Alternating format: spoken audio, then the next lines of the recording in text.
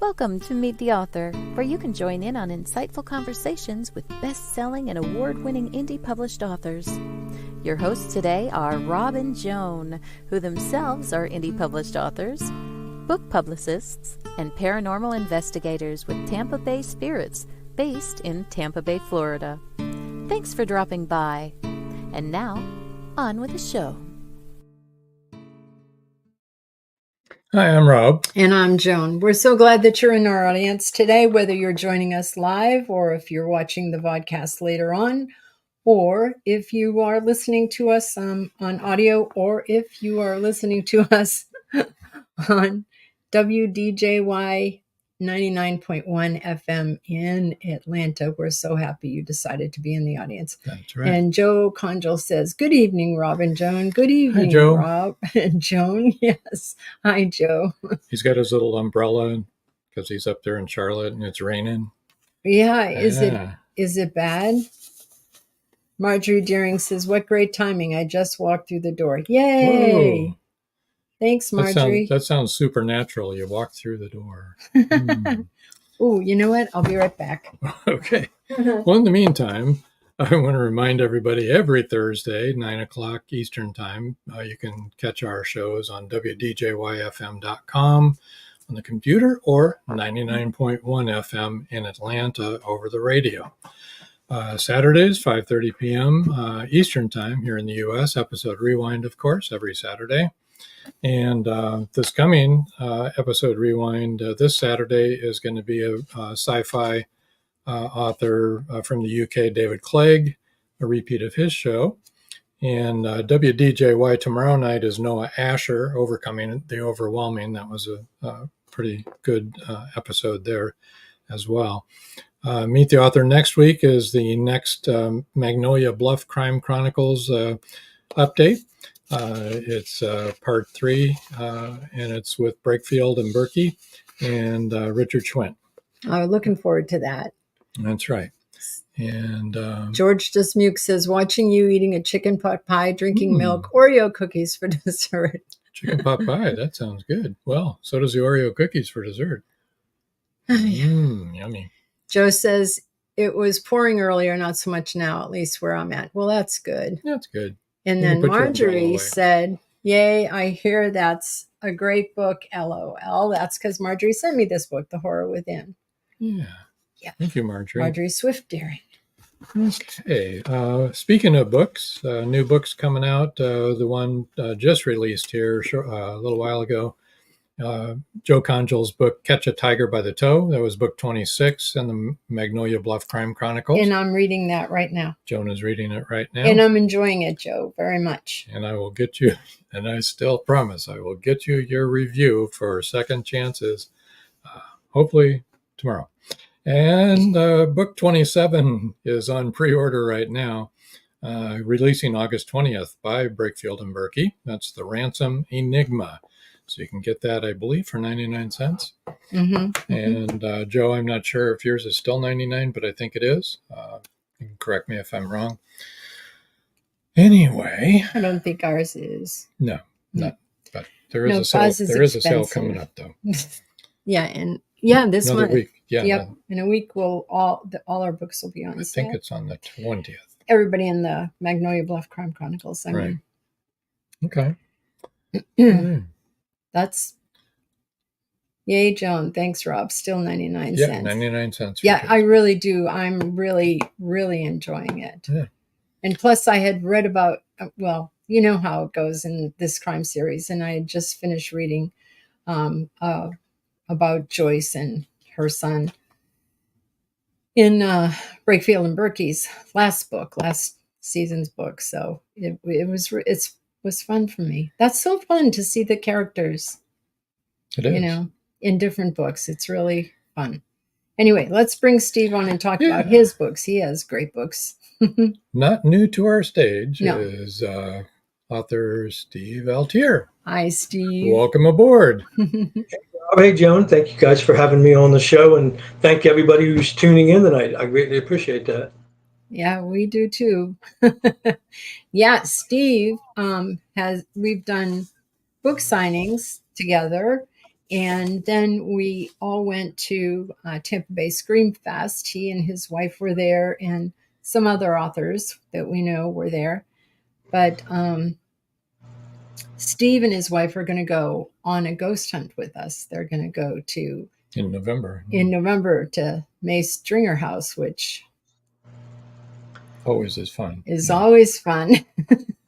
It's always active, so we're all looking forward to that. Not the first time our team has gone there, but it'll be the first time you've gone there. So yes, and I just can't wait. Let's fast forward a little bit and get to November. Yeah, and the neat thing is that Steve writes about ghosts. So, how much fun is that going to be? I bring up? Go ahead. It's going to be great for me to actually go out and experience, a ghost hunt, an official ghost hunt. And help my writing even that much more. So I'm excited. Yeah. It is. It's amazing. It's really amazing. And writing about it is fun too.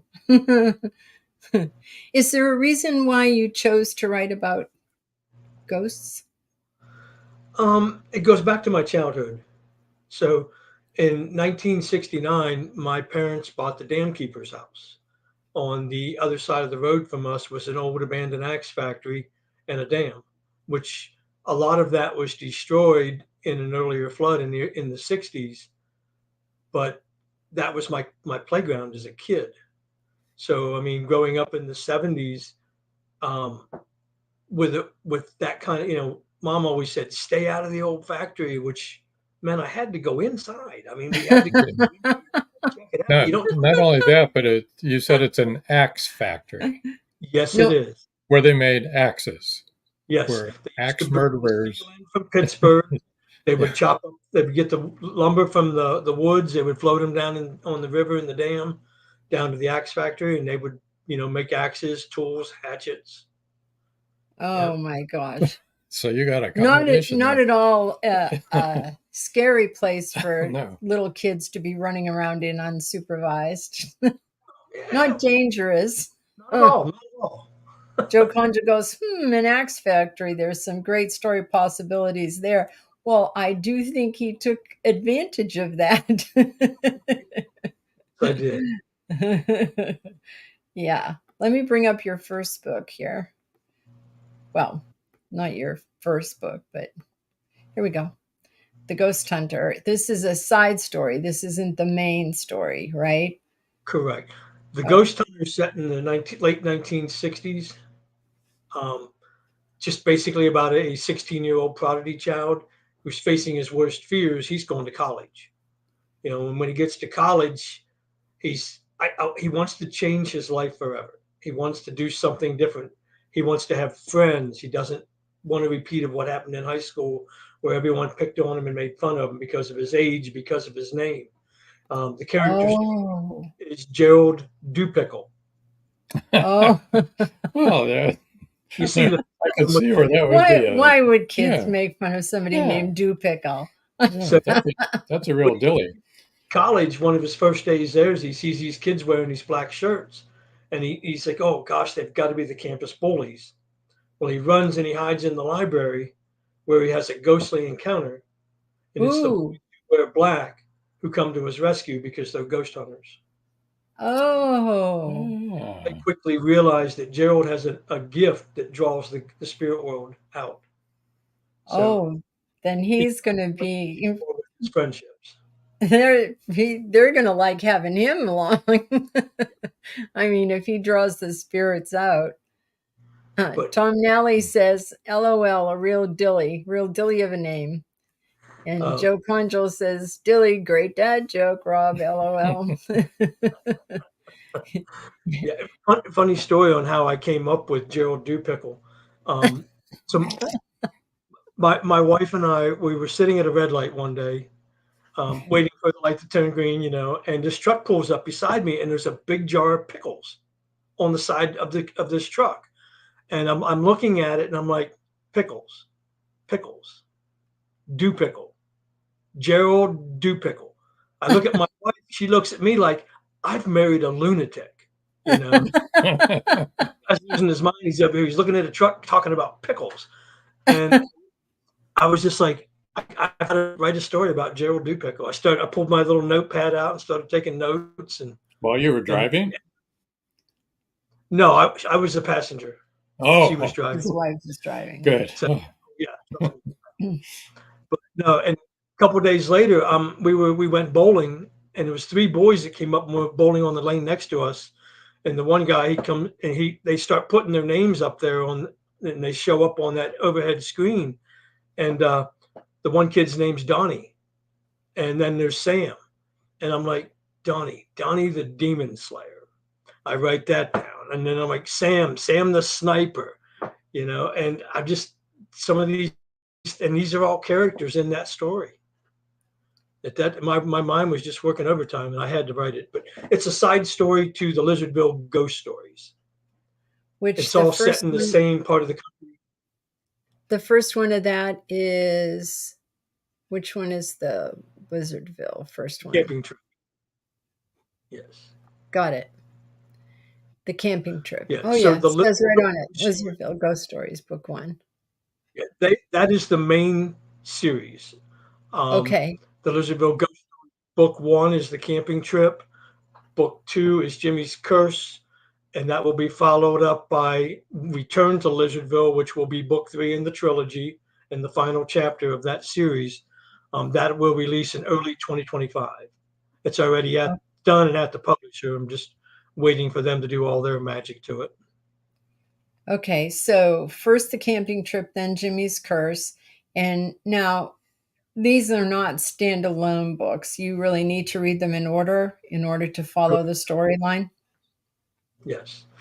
The Lizardville side stories are standalone stories that can be read by themselves in any order. But they, like I said, they're set in the same part of the country. They have a little bit of relevance to the main stories, but they, like I said, they can be read alone. Yeah. Standalone story. Joe Conjul says the covers are great. Who does them for you? They are done by the publisher, so I don't. I am published with Four Horsemen Publications, and I love working with these guys. They're great. I do have some say. I kind of write up what I'm looking for in a cover, and then the artist comes back with a couple drafts, and we kind of hash it out a little bit, and we come up. This is what we have agreed upon.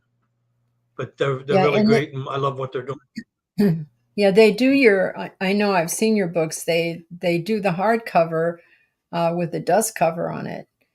It's really nice. Correct. Nicely done. Yeah, they're beautiful, actually. I love it. Dust cover off, the pictures are still on the covers. Yep. It's imprinted into it. So it's really, and smooth. It's like a velvety type finish. I mean, a vellum. I'm not sure exactly how to describe it, but it's great. Yeah. I get a lot of compliments. It's the same cover. The dust cover is the same cover as the hardcover. It's really nice. It's not like a red book with a dust cover that has all the pictures on it. The hardcover has the pictures on it. Yep. You don't see that often. No, I really haven't seen it anywhere except for what my publisher's been doing. So that would be that. I hope they continue to do that. Yeah. So you find that's a good selling point when you're at the different book shows and so on?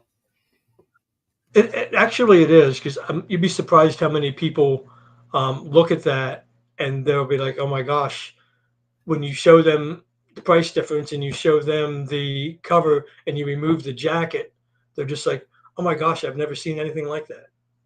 Where you Yeah. actually have the artwork put to the covers, um, and it's just people. You say, "So, I mean, if you wanted a paperback, that's fine. I have paperback or hardcover," and they're like, "No, I want the hardcovers." I'm surprised how many people do that. That's really But I cool. mean, that Yeah. would be It's nice to have the additional thing to work with to engage oh the customer, right? yeah. I mean, the Four Horsemen Publications does everything in paperback, hardcover, ebook, and audiobooks. And I love the voice of Chaz Mandala. He does all of the ghost stories for me, well, for the publisher. And they sent me some audition tapes. Um, I've just fell in love with the way he tells a story. It's just fantastic. So, and if you get into that series and you start, if you love audiobooks and you start, with book one, it's going to be the same voice the whole way through the entire series. He's doing all of them.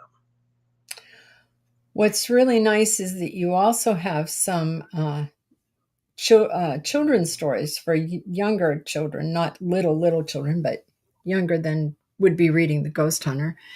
And those are all in audio. And I like that because I know that our two youngest grandchildren love to listen to audiobooks. They love it. That's how they go to sleep at night, Oh wow, listening that's to books. fantastic. Hmm. So these are all available too in audiobook. Yeah. Yes, We Can't Move at yeah. There was, Christmas, yep. Adventures in Italy. This one actually releases next Monday. Adventures in Italy Adventures in releases Italy. August 12th. Oh, all Yes. Oh, right. okay. So that's brand new. All right. So Over the Falls was the second one after Christmas, or which one came first? Actually, they've retitled, they've numbered them for me, so they're going with Over the Falls as the first book. Okay. Okay. So Well, they've got me whatever. confused. Yeah, you're like, wait a minute. That's not, wait a minute. Well, and you have one other that we didn't get the JPEG for. So yeah. Yeah, the Last blast off book. I don't know if you can see that. I mean, yeah, there Yeah. it is. It's better view of it. Blast off. But and it was a funny story. I started writing. These are middle grade chapter books, great for the 6 to 10-year-old group. When I was a kid, I was always intimidated. You graduate from picture books and they hand you these large novels to read, and I'm like, as a kid, some kids get intimidated with that. So I wanted to write something that was only like 100 pages, about 20,000 words that a child could feel like they could accomplish, and it was a good, wholesome story. And that's what I've set out to do with these books, and it's really doing well. But I was at a Barnes and Noble book signing with the Blast Off book, and I had a couple of teenage boys come up, and they were pretty harsh to me. They're like, "Dude, this stuff's like baby stuff. What do you got for us?" It was the same week that I had a guy from back home. We were talking on the phone, and he's like, "How many people can say they grew up in Lizardville?" Because I grew up on Lizardville Road, which inspired the name for the Lizardville Ghost Stories. It was at that point is when I realized I had to write, not just some middle grade books, but some young adult, new adult books. And they're basically from 12 on up, but 12 to 30 range is what they're classified as, from young adult to new adult. But they're just good adventure stories. If you like a good spine tingling, edge of your seat suspense story, I think you're going to love the Lizardville Ghost Stories. Yeah. And then the side stories also same. They're the same audience, right? Yes. Oh, absolutely. Yes. Yeah. So let's see. Let's go to book one, The Camping Trip, and maybe tell us a little bit about that. Time for a break. Oh, it's time for the break. I'm Yes. sorry. We'll do this first, and Yeah. then we'll come back. So I wasn't watching the clock. there you go. Somebody's was- got to do it. I was interested in what we were talking about. There you go. Okay, so we're going to take a couple minutes for our sponsors, and we'll be right back. Don't go away, folks. Got a lot more to talk about. It's 1919, and Eric Laska returns from the war in Europe. Two new enemies await him in the small coal mining town he calls home. One is a threat to his relationship with Rebecca, the love of his life. The other, a bloodthirsty beast, is stalking the mining town residents. The townspeople suspect Eric of one of the killings. An old man and Rebecca's 11-year-old sister have seen the beast, but only Eric believes their story. To protect the town and clear his name, he's forced to prove the werewolf exists. Available on Amazon. The Horror Within by Marjorie Swift Doring. The clock is ticking. Can Gracie uncover the truth? Philip Pliant is the wealthy opportunist plastics dealer and CEO of Pliant Industries. He's also a master thief, creating a pervasive threat to the manufacturing infrastructure in the Caribbean islands markets. With the cartel as his stealth client, the naive city leaders have been seduced, enabling the production of more than three-dimensional building materials. The expected profits are monstrous. Is the art group, now led by Gracie and the family heirs, strong enough to win against this predator? Can JJ's cats act on the root cause analysis in time? Will Gracie be able to squash Pliant and the cartels? Gracie never considered their lives would hang in the balance. The clock is ticking. 5, 4, 3.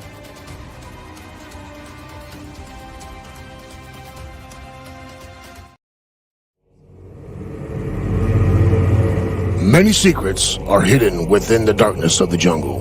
Now comes part 4 in the Jaguar series by retired Hollywood scriptwriter George Dismukes. In this saga, Brandon, Andrea, and Naja, the Black Jaguar, go deep into the Mato Grosso jungle on a mission to rescue 2 kidnapped children. During their journey, they encounter many dangers, including Yanomami Indians, bent on revenge for the murder of one of their warriors. Return of the Jaguar is book 4 in the Jaguar series, starting with 2 faces of the Jaguar, the Lost City, and the Jaguar's Quest. All 4 are available on Amazon, Barnes & Noble, and other bookseller websites worldwide. Return of the Jaguar is a must-read.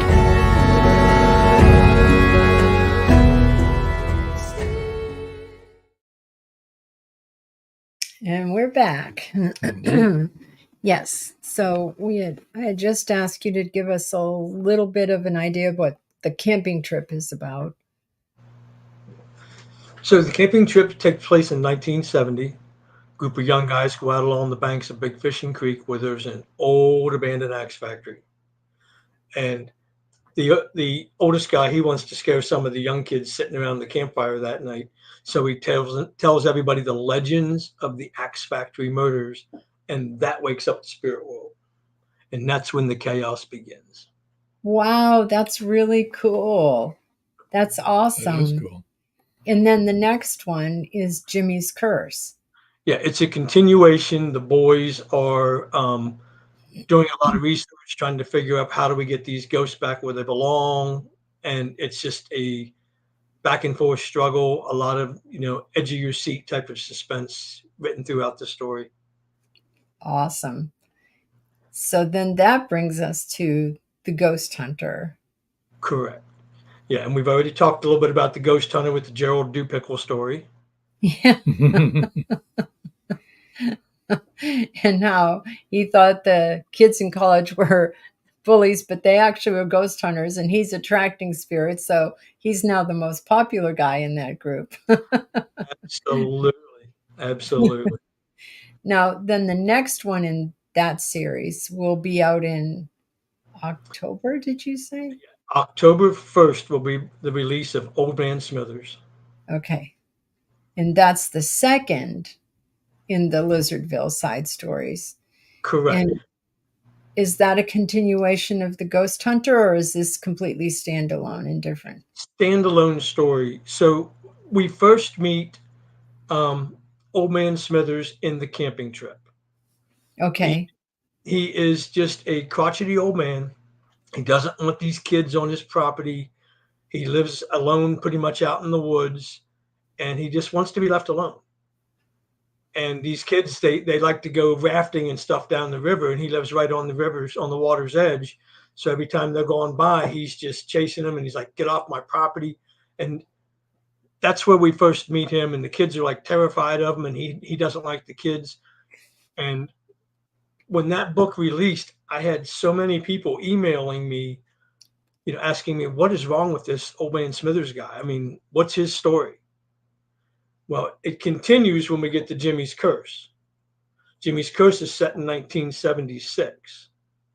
So in there we again meet Old Man Smithers, and him and his cousin or best friend, Tom. They end up helping the kids a little bit with their ghost adventures and trying to help them get the spirits back where they belong. And again, those two stories, kind of led me into, I want to tell Old Man Smithers' story. So Old Man Smithers actually begins in 1961, and it concludes in 1976. It runs a 15-year span. Every chapter is written more like a diary, where I talk about what day of the year, what day it is, what month it is, and what year it is. And then I explain the events of what are happening in his life at that time. So it really has a neat tie-in to the Lizardville Ghost Stories. It's a different perspective. So in the Lizardville Ghost Stories, you see the kids' perspective and what they're seeing and what's going on. In his story, it's just a standalone story, but would make a little more sense if you read the ghost stories first. It's his perspective on what was going on and why he didn't like the kids, and why he was irritated with the children. Yeah, it's his backstory. Yep. Yeah. Well, you want to read a little bit from Old Man Smithers? Sure, I'd love to. Let me get a light on here and throw on the right glasses for that. Yes, it's hard getting older and having to change glasses all the time. So we'll start right off with chapter 1. It's Sunday, October 15th, 1961. The lights blinded me as I crested the top of the hill. I panicked. Bob, April screamed. Her screams pierced my eardrums. My son wailed in the back seat. I pressed my foot to the brake pedal and held it as hard as I could. Tires squealed as I white-knuckled the steering wheel to the right, trying to avoid the oncoming car. Everything slowed, and my life flashed before my eyes. The steering wheel pushed the air out of my lungs. I glanced to the right, watching my wife fly forward, the crunching sounds of her hitting the metal dashboard of our 1961 Dodge Dart sent chills down my spine. Glass and metal flew everywhere. Everything closed in around me. Screams turned to cries, then sobs, before fading to silence. My nose twitched. I caught a whiff of something horrible. Wait. No, it couldn't be. Panic set in. I squirmed, yet I couldn't move. It was gas. The scent was strong. I needed to get out of here. I blinked. How long had I been out? My vision was stained. Everything was red. Why was it red? I was confused and in agony. Pain seared throughout my body. I raised my right hand slightly to wipe the debris from my eye.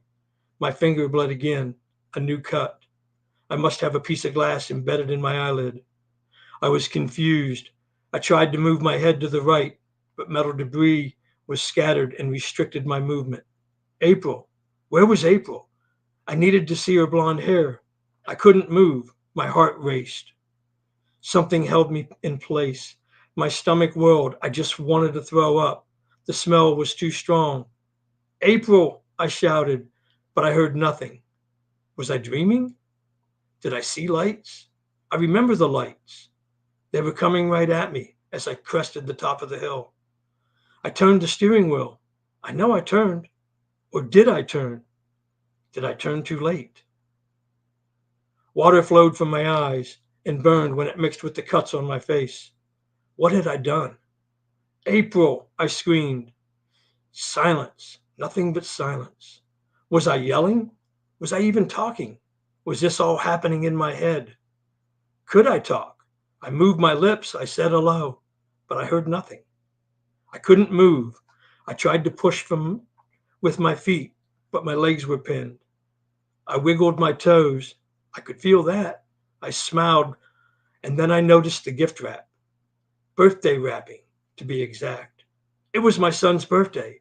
Bobby, Bobby, I screamed. Bobby Jr. I coughed, sobbed, choked on my saliva, and sobbed some more. Why was no one responding to me? Bobby, April, is anyone there? I couldn't hear myself. My body hurt all over. I was dazed, confused. My mind whirled. Was I alive? Was this the afterlife that everyone was talking about in church? Is that all I remember from church? Was I a horrible person? So bad that I had been sentenced to an eternity in a pile of wrecked metal? I needed to know more. I needed to do more, be more sociable, treat people better. Please give me another chance. I heard my mind scream as I faded. Then I heard a voice. I thought I heard a voice. It was a man's voice. It grew louder. A bright light shone in my face. I sobbed. Not again, not another car. My mind was at a frenzy. April, Bobby, can you hear me? Where was my wife? Where's my son? I needed to help them. I couldn't move. I was helpless. Please help my wife and son. Please, please. My words fell silent as I drifted off. He's alive. His rough hand touched my neck and I woke. I could feel his cold fingers. Hun, get in the car. Return back to the gas station. Call for help. I'll stay here, the voice echoed. Wait, I choked out. My voice tattered. Where was he going? Why would he leave me? Well, that was awful.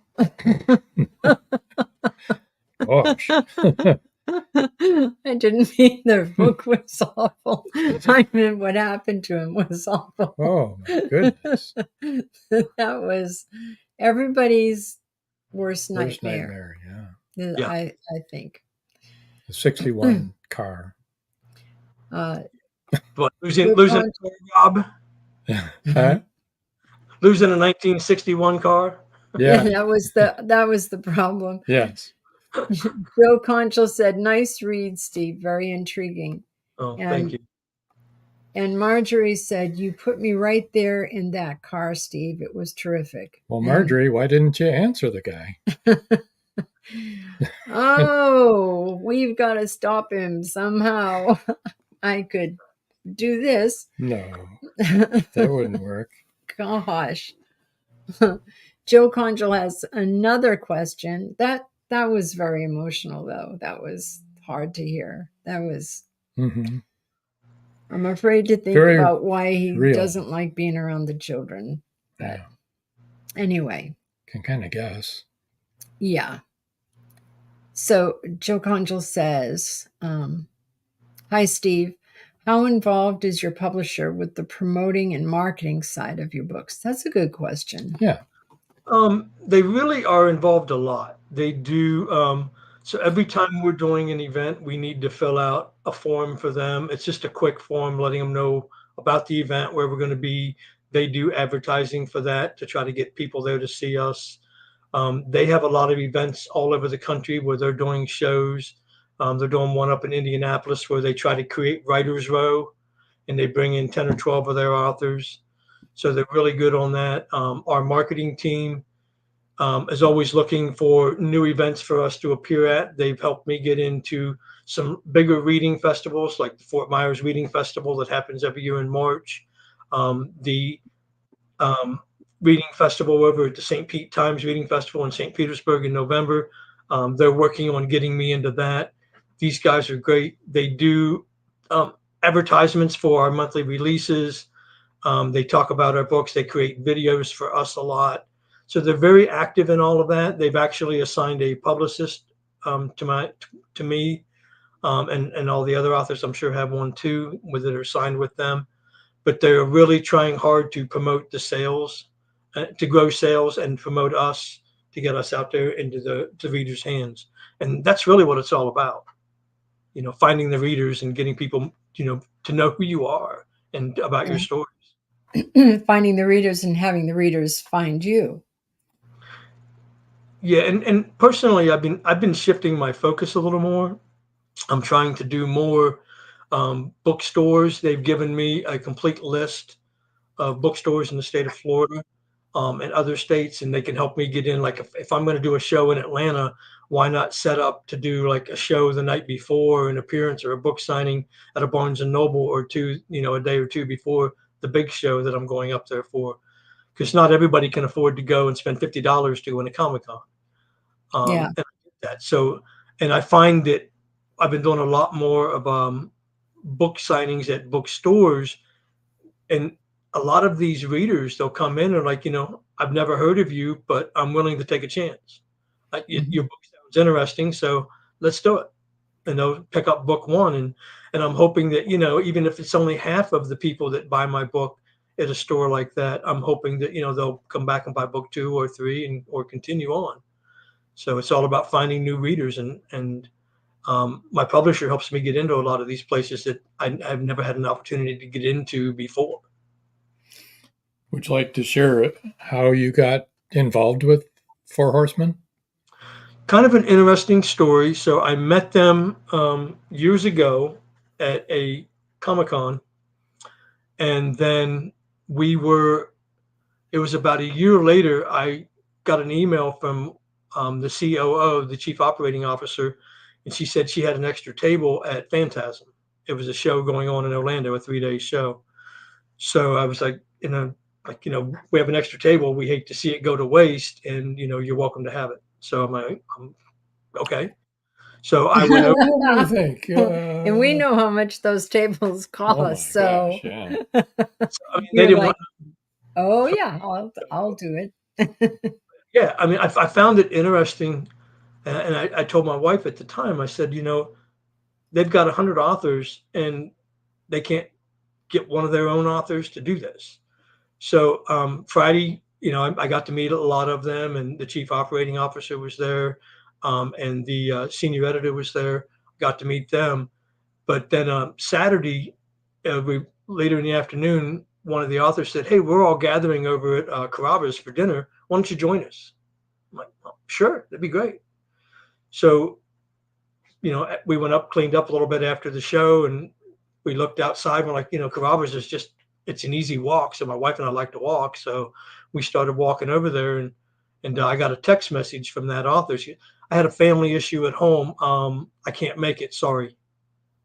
So I'm like, okay. So we still went over. We walked in, and the Chief Operating Officer was there, and the senior editor was there, and she's like, introduced herself and stuff. And she's like, if you haven't figured it out, this is a business meeting.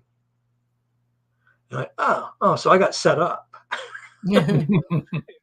But no, it was, I was flattered. They said they've been stalking me. They liked what I do. Yeah, that's the exact word they use. We've been stalking you in a good way. But it was really great to have someone notice all the work that I put into everything. I do a lot of self-promotion online, and, you try to make yourself seem larger than life online, and it was nice to be noticed. And after the end of the evening, I liked what they were pitching to me. And of course, then they threw in that little monkey wrench. They said, so, if you're interested in us, submit your work, and we'll see what happens. I'm like, oh, okay. But I submitted The Ghost Hunter to them, was the first book I sent to them. I would just finish that manuscript, and they said they really enjoyed it. And they offered me a contract. That's wonderful.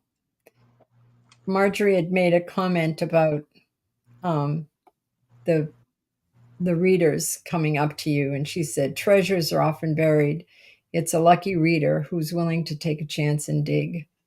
Oh, absolutely. I agree with that. I mean, I recently read something and I actually shared it on my social media sites that, you know, challenge all the readers out there. Okay, so you go out and you buy a New York Times best-selling book and you enjoy that. I challenge you to make your next one buy an indie author's book and swap back and forth. And because indie authors we've come a long way. We really have. Mm-hmm.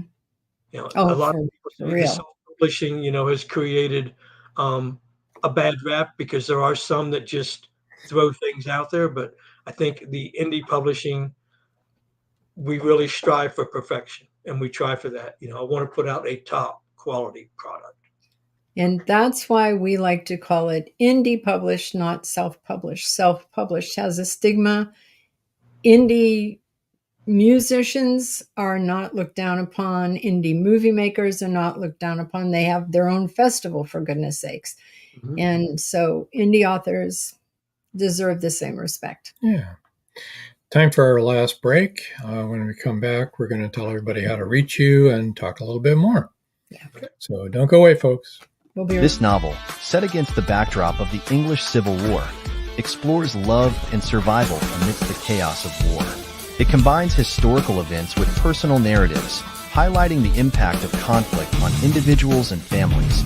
England, 1642. When bloody civil war breaks out between the king and parliament, families and communities are driven by different allegiances. Red Winter Journey is a sweeping tale of adventure and loss, sacrifice and love, with a unique and unforgettable story of a mother's love for her son at its heart. A historic journey of twists, turns, and a dash of spirited passion. I finished reading the book a couple of days ago. It was a great read. The plot was indeed compelling, and I loved the conclusion. What I particularly enjoy in Paul's novels is his vivid recounting of historical details as to the social and cultural sides at the time. His characters are very likable and relatable. Have you wanted to publish your story? Have you thought about self-publishing?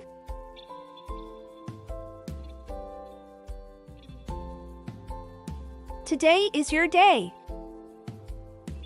5-star Amazon review. Self-publish your ebook on Amazon for free in 2024. This ebook is available on Amazon by Becca L. Jones. Paradise, my prison. Charlie Flint awakens from a deep sleep and finds himself alone on a tropical beach surrounded by a palm tree jungle and exotic animals. He cannot remember who he is or anything about his life. First, he must find food and build shelter and protect himself from hidden dangers. As his memory gradually returns, it reveals what a very flawed person he is. A man who made too many mistakes, made too many enemies. The implications of the truth are staggering. How did Charlie get there? And will he save himself? Paradise, My Prison is the riveting new suspense thriller from retired Hollywood scriptwriter George Dismukes. Paradise, My Prison by George Dismukes is available in jacketed hardcover, softcover, and all ebook formats worldwide. And we're back. And I did want to mention that the Haunted Campfire Tales will be on August 15th. That's next Thursday, a week from tomorrow, because we will be going to another wedding and we'll be gone the last Thursday of the month. So that's when we're going to reveal all of our Gettysburg evidence and stuff. So it should tune in. Anyway, forgot to do that at the beginning of the show. Let me put up your website. If you'd like to reach Steve, you can reach him at his website, which is simple. It's stevealtier.com, SteveAltier. Now, Steve, are all your social media contacts and everything like that on the website? Yeah, I mean, you can. I mean, I'm pretty much everywhere. Social media, all the links are there. You can find me on Goodreads, Instagram, Facebook, LinkedIn, Pinterest. Anywhere that people are at, I'm usually got some sort of presence there. Yeah. Do you have a newsletter? Yes, I Program? do.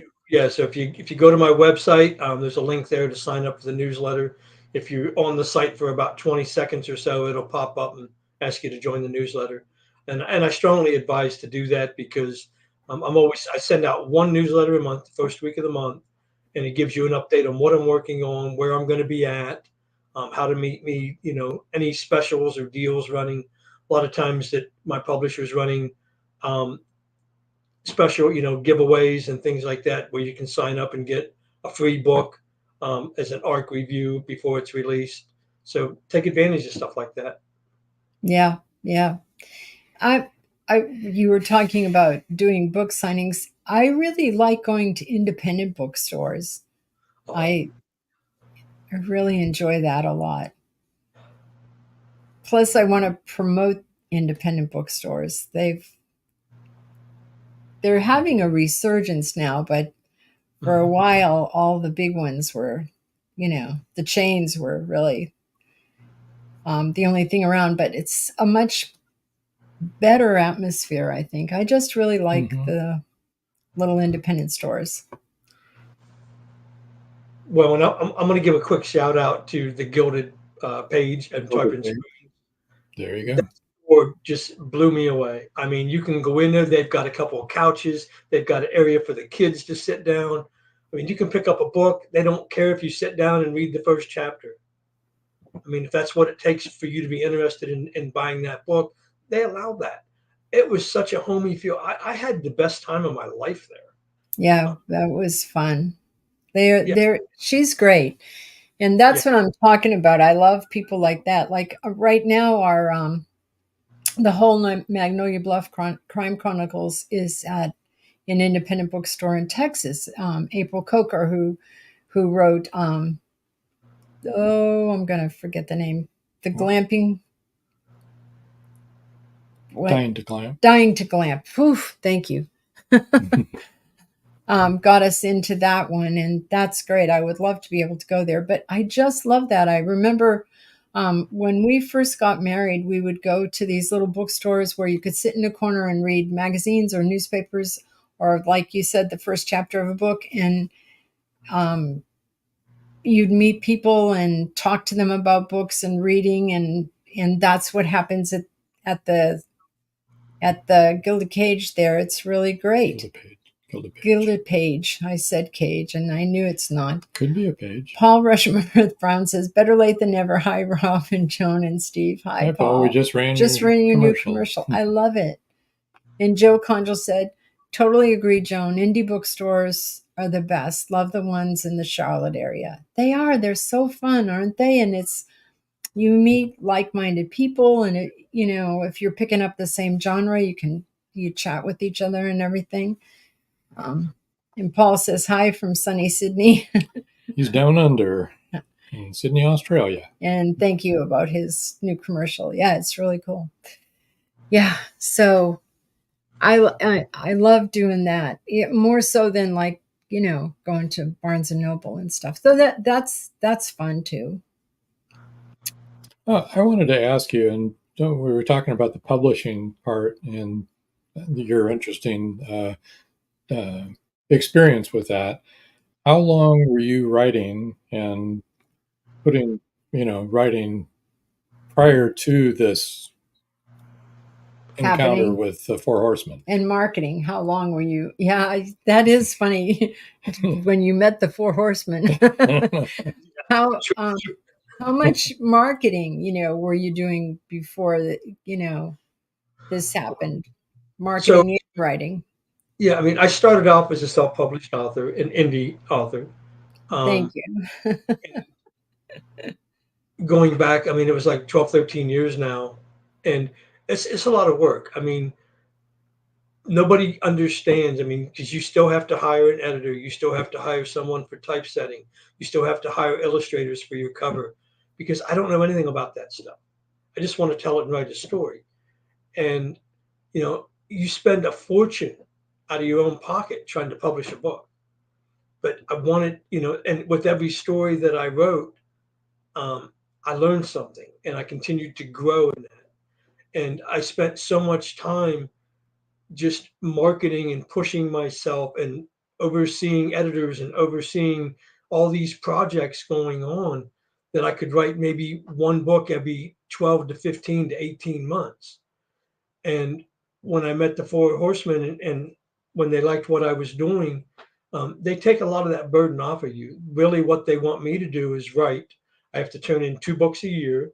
I do one of the middle grade books, the smaller stories, and then one of the young adult, new adult books for the older kids and adults. Um, and they give me a lot of leeway, but they handle all of the other stuff and they're not charging me for that. So, I mean, I'm grateful for that, but they're still a mid level. They're not like one of the big five or anything, but they're a mid level independent bookstore. And what really is the difference, if you had an agent and you went out and got involved with one of the big five publishing houses, they release that book, maybe they're going to print 10,000 copies. And if they don't all sell, well, that's it. That book's dead. They're not going to print anymore. Where what Four Horsemen does is they're doing the indie route where every book is print on demand. So they're not making, thousands of books and putting them in every bookstore. The bookstores have the availability to put them in there. We're trying to get more and more books in the stores, and they're getting, like now I think my book's in like 200 plus, bookstores across the country, which is great. And that's all on them doing that. But my job is, like they said, social media and writing. And they've got, grade A. I felt like I went from a high school team to a college level, almost professional team with these guys because they do everything for me. And I mean, the one thing I did have to give up was like sometimes I'll say, well, I'm not really happy with this cover. I think we could do a little bit more with this. And they're like, we like it. Oh. And, so I mean, it's my cover. I'm not the executive anymore of what's going on, but you know what? I trust them. They're doing the research. They stay up with the trends in the marketing. And when I start looking at other, paranormal mystery books out there on the market, they resemble mine in many ways. So they're putting more into that than what I would have. Paul says, and it never stops or gets easier. The marketing and pushing and all that kind of stuff. And then he said that's really great diversification that that you're in all those different stores and stuff. That's good. Where are they based? They are based out of they have moved and they are in I think it's Sylvia, North Carolina. North Carolina. They're in your neck of the woods, Joe. I thought you were going to say Apocalypse, Maine, or something like that. I know. It's a very scary title for a publishing company, the Four Horsemen. You're like, okay. It bought shirts, and the shirt says Four Horsemen Publication, and on the back it's got their emblem, and it says Four Horsemen Publication, bringing on the writing apocalypse. There you go. They're trying to change the industry. Yeah. Well, publishing has certainly changed, hasn't it? I mean, it's so different. It really. We've had authors on from the big five and that are New York Times bestsellers, and it isn't easy for them either. We just had one on the other day. Do you know how much they get royalty? I mean, they get an upfront. Okay, they get in advance. Okay, but then they only get 10%. Oh wow! Yes. Is that crazy or what? Yeah, that is crazy. I mean, I'm getting 40. Yeah, but that's great. But it doesn't cost me anything to publish a book anymore. So that's a win for me. I can I can tell That my would story. be a win for everybody. That's good. Joe Conjul says, yes, maybe I'll drop by their offices. And, you should. You should, Yeah, Joe. Joe's up in Charlotte. So. fourhorsemenpublications.com. And if they're open for submissions, submit some of your work. Absolutely. I love them. Every author I know that has works with them, they all say the same thing. I really love what they're doing for me. That's great. That's wonderful. Well, it looks like we're winding up to the end of our hour here. Believe it or not. Yeah, believe it or not. It was like... So I want to thank you for joining us. You've been... this has been very interesting. I loved your reading, and that's just a taste of your books. Whoa! I know I said it was awful, but I didn't mean the writing. It was awful writing. I meant the subject matter was horrifying. It was so sad. Yeah, that's the hardest thing when someone says, "Can you read a part of your book?" And it's like, where do I begin? You know what? Because there's a lot of scenes I want to talk about and I want to share, but without giving too much away. So I'm like, you know what? I'll just start just how it begins. That one's powerful though. That was powerful. Yeah, my youngest daughter is. I'm sorry, I didn't mean to cut you off, but my youngest daughter is 24 now, and she told me, she says, those first 3 chapters just touched a nerve with me. Yeah. Like, I still get chills in my spine just reading it myself. Yeah. And it just, yeah. You did a remarkable job. Yeah. Remarkable. Good job. So, going to move you over to the side. Thank you so much for joining us. Thank you guys for having me. Don't fall out of your chair when I do this. Stay right where you're at, okay? Thank you, Steve. He just said he loved being with us. Thank you. We always love hanging out with you. Yeah. So, what else we got going on? Haunted Campfire Tales, August 15th. Right. Next Thursday. Tampa Bay Spirits. Please tune in. Facebook page, YouTube. And episode rewind this Saturday, 5:00 Eastern time, right here where you're watching now. And Meet the Author broadcast next Wednesday for the Magnolia Bluff Crime Chronicles new releases coming up. So that'll be fun. We've got a couple of comments. Yeah, okay. Let's get those cleared off the board here. Marjorie says, another great episode. Thanks, Rob, Joan, and Steve. We can still hear you, Steve. Yep. Thank you guys for tuning in. Yeah. Yes. And Paul Rushford Brown says, Down Under interviews. There you go. Right. All right. So I guess until next time. That's all, folks. That's all, folks. See ya. See you. Live every Wednesday, your Voice of Indie hosts Beam Weeks and Stephen G's welcome authors, musicians, publishing industry pros, artists, and assorted creative guests for an exciting interactive hour. Call in during the show or post questions and comments on Twitter for responses in real time. Meet your favorite indie creators, learn inside tips, network, and promote your work. The link for each week's show is pinned on Twitter atop @VoiceOfIndie. And you can receive the link every Wednesday morning in your inbox by subscribing to our newsletter at freshinkgroup.com. Check out Voice of Indie every Wednesday on Blog Talk Radio and catch hundreds of episodes archived everywhere from our websites to our YouTube channel and Spotify.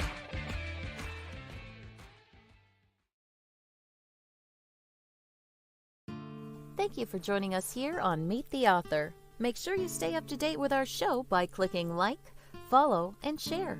And you can find us on Spotify, iTunes, and more.